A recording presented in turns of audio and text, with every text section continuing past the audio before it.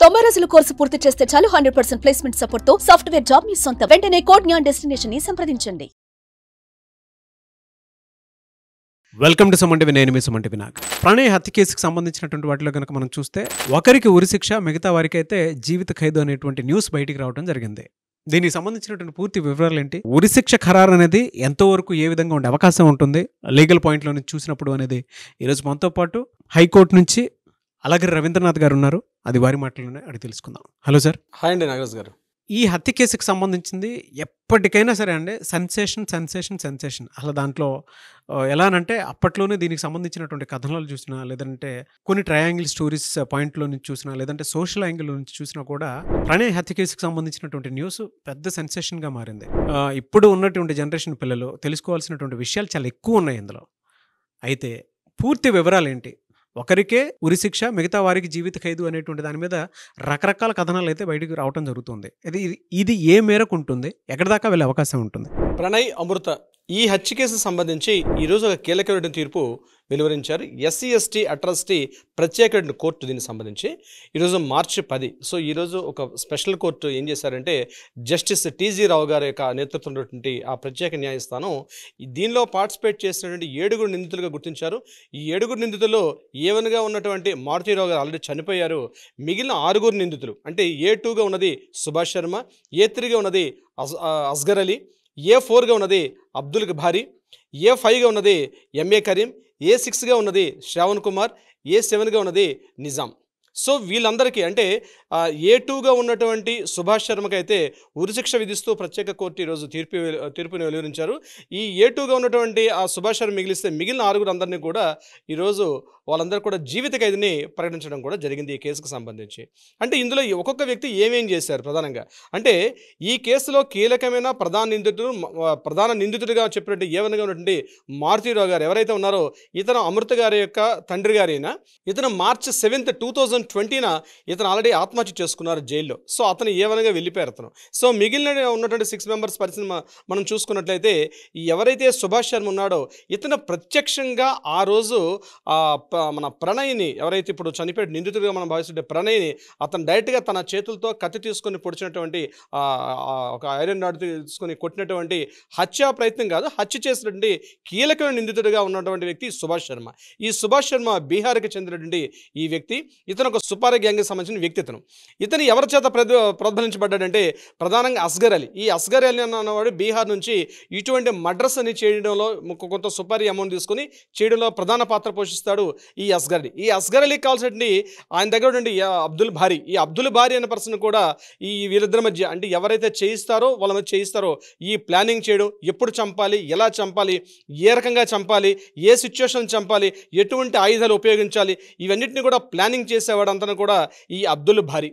అదేవిధంగా నెక్స్ట్ వచ్చేటువంటి ఈ కరీం అనే పర్సన్ ఏంటంటే ఈ యాక్టివిటీ మొత్తం అంతటిని కూడా ఫైనాన్స్ చేస్తాడు. అతను ఫైనాన్స్ చేయడం, లాజిస్టిక్స్ మెయింటైన్ చేయడం, ఆ యాక్టివిటీ అంటే ఈ యొక్క కేసుకు సంబంధించి మనం మాట్లాడుకుంటే కంప్లీట్గా ఫైనాన్స్ చేస్తాడు. అంటే ఈ ఫైనాన్స్ అంతా అందజేసింది కూడా మారుతీరావు అయినప్పటికీ కూడా అతని దగ్గర నుంచి పెద్ద మొత్తంలో తీసుకొని ఈ మెయిన్ కీలకమైన పాత్రధారులు ఎవరైతే ఉన్నారో వాళ్ళందరికీ కావాల్సిన ఫైనాన్స్ ఇవ్వడం జరిగింది.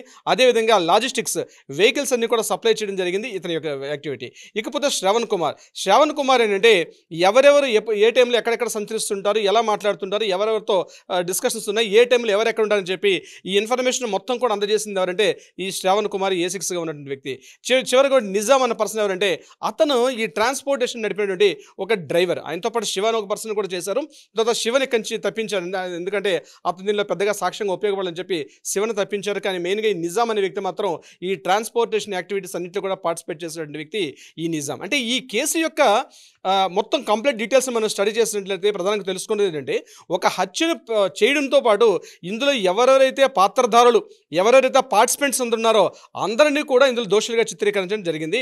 మారుతీరావు గారు 2020 అంటే ఎగ్జాక్ట్లీ మార్చి 7 చూడండి, ఈరోజు మార్చి 10, మార్చి 7, 2020లోనే ఆత్మహత్య చేసేసుకున్నారు. అంటే ఈ ఎంటైర్ కేసు మొత్తం కూడా 5 సంవత్సరాల 9 నెలల పాటు నడిచింది ఎంటైర్ ఈ కేసుకు సంబంధించి. అంటే ప్రత్యక్షంగా జరిగిన కేసు అయినప్పటికీ కూడా 5 సంవత్సరాల 9 నెలల పాటు దీనిలో టోటల్గా 110 10 సాక్షులను గుర్తిస్తే అందులో 78 మంది సాక్షుల్ని కంప్లీట్గా విచారించడం జరిగింది. ఇక సైంటిఫిక్ ఎవిడెన్సెస్ అయితేనేమి, అదేవిధంగా ఫోరెన్సిక్ ల్యాబ్ అయితేనేమి, ఇవన్నీ కూడా టోటల్ ఎవిడెన్సెస్ అన్ని గ్యాదర్ చేసి ఈ టోటల్గా ఈరోజు స్పెషల్ ఏదైతే ఉంది SC/ST అట్రాసిటీ సంబంధించిన ప్రత్యేక న్యాయస్థానం TG రావు గారి నేతృత్వంలో కేసు ఈరోజు వీళ్ళందరూ కూడా నిందితులుగా గుర్తించి శిక్షను ఖరారు చేశారు. అందులో సుభాష్ శర్మని ప్రధానంగా ఏంటంటే ఏం చేశారు, సుభాష్ శర్మని ఈ ఉరిశిక్షను విధిస్తూ మిగిలిన 6 నిందితులను కూడా జీవిత ఖైదును విధిస్తూ కూడా తీర్పు చెప్పడం జరిగింది. అంటే సాక్ష్యాలు ఎందుకు మీరు అన్నట్టుగా క్వశ్చన్ వేసినట్టుగా మిగిలిన వారికి జీవిత ఖైదు విధించడం, ఈ ఒక్కరికి ఎందుకు విధించారంటే వారికి అక్కడ ఉండే సాక్ష్యాలు, అందులో పార్టిసిపెంట్స్ని బట్టి వాళ్ళ శిక్షలు ఆ రకంగా ఉండే ప్రయత్నం ఉంటుంది. నాగరాజ్ గారు, మీరు నేను కలకట్టా ఇన్సిడెంట్కి సంబంధించినటువంటి విషయం చేశాం. డాక్టర్ కేసులో ఏం జరిగిందో తెలుసు. చాలామంది ఉరిశిక్ష ఖరారు అవుతుంది అనుకునేటువంటి ప్రాసెస్లో జీవిత ఖైదు పడింది. ఈ కేసుకు సంబంధించింది కూడా, అంటే ప్రణయ్ హత్య కేసుకు సంబంధించిన వాటిలో కూడా ఇది జీవిత ఖైదు అయ్యే అవకాశం ఏమైనా ఉందా ఉరిశిక్ష నుంచి? తప్పనిసరిగా ఉంటుంది నాగరాజ్ గారు. అంటే ఈరోజు SC/ST అట్రాసిటీస్ ప్రత్యేక న్యాయస్థానం ఏదైతే ఏర్పాటు చేశారో ఇది చిట్ట చివరి తీర్పు కాదు. దీనికి అవకాశం ఉంటుంది. అయితే ఈ కేసుకు సంబంధించి మరి అప్పీల్ చేసుకునే అవకాశం ఇచ్చారో ఇవ్వలేదు ఇప్పుడైతే మనకి ఇన్ఫర్మేషన్ అందలేదు. బట్ యాజ్ పర్ రూల్ ఏంటంటే హైకోర్టు మనకి ఇచ్చినటువంటి CRP సెక్షన్ 374 ప్రకారం అయితే తప్పనిసరిగా హైకోర్టుకి అప్పీల్ చేసుకునే అధికారం కూడా ఉంటుంది. అంటే 2 రకాలుగా ఉంటుంది. ఒకటి, శిక్ష పడినటువంటి వ్యక్తులు ఏం చేస్తారంటే ఈ శిక్షను తగ్గించమని కోరే అవకాశం ఉంటుంది. అదేవిధంగా ఎవరైతే ఎవరైతే బాధితులు ఉన్నారో ఆ బాధిత కుటుంబీకులు కూడా వెళ్తారు. అంటే ఏం చేస్తారంటే వీళ్ళకి వేసినటువంటి శిక్ష సరిపోదు, అంటే జీవిత ఖైదు సరిపోదు, వీళ్ళకి ఉరిశిక్ష విధించమని చెప్పి కూడా బాధిత తరపు నుంచి వెళ్ళే అవకాశం కూడా ఉంటుంది.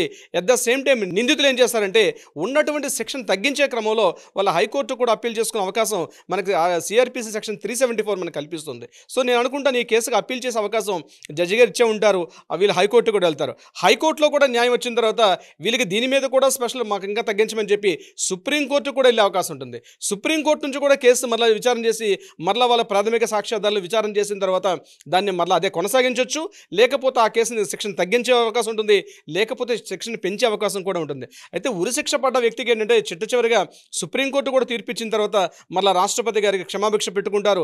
రాష్ట్రపతి గారికి క్షమాభిక్ష పెట్టుకున్న తర్వాత కూడా మేబీ అది జరగకపోయే అవకాశం కూడా ఉంటుంది. కానీ ఈలోగా ఈ యొక్క శిక్షణ మొత్తం కూడా వీళ్ళు అనుభవిస్తూ ఉంటారు. ఎన్నాళ్ళైతే ఈ తీర్పు 5 సంవత్సరాలు కావచ్చు, 10 ఏళ్ళు కావచ్చు, ఈ తీర్పుని కంటిన్యూగా పడే అవకాశం ఉంటుంది. కాబట్టి దీన్ని కూడా వాళ్ళు పరిగణలో తీసుకుంటారు. ఇటీవల ఒక కేసుకు సంబంధించి కూడా ఒక తుది తీర్పు ఇచ్చే క్రమంలో వాళ్ళు ఏం చేశారంటే 20 సంవత్సరాల పాటు కంటిన్యూగా అతను జీవిత ఖైదు అనుభవించిన తర్వాత కూడా అది సుప్రీంకోర్టు ఫైల్ వెళ్ళిన తర్వాత 20 ఏళ్ల పాటు అతను అనుభవించాడు కాబట్టి ఈ తగ్గించే అవకాశం ఉంటుందని చెప్పి కూడా సెక్షన్ తగ్గించారు సుప్రీంకోర్టులో. అంటే ఇదంతా కూడా ఏంటంటే అక్కడ ఉండే సాక్ష్యాలు, తర్వాత ఆధారాలు, ఎవరు అప్పీల్ చేసుకోవటంటే ఆ కెపాసిటీ, ఇంకా చెప్పాలంటే అక్కడ అడ్వకేసీ చేసే విధానం, అంటే అడ్వకేట్స్ వచ్చి అక్కడ ఆర్గ్యుమెంట్ చేసే విధానం కూడా కొంత పరిగణలో తీసుకుంటారు. సో ఈ రోజు ఏదైతే కేసు ఇచ్చారో ఇది ఖచ్చితంగా ఇలాంటి తీర్పు జరగాలని అయితే అందరూ కోరుకున్నారు. ప్రతి ఒక్కరు కూడా ఇది నాట్ ఓన్లీ ఒక రాష్ట్ర వ్యాప్తంగా కాకుండా యావత్ దేశం అంతా కూడా ఒక సంచలనంగా ఏర్పడిన కేసు. అంటే ప్రధానంగా ఏంటంటే ఇక్కడ గుర్తుపెట్టుకోవాల్సింది ఒక 2 వర్గాలు, అంటే 2 కమ్యూనిటీస్ చెందినటువంటి విషయాలు.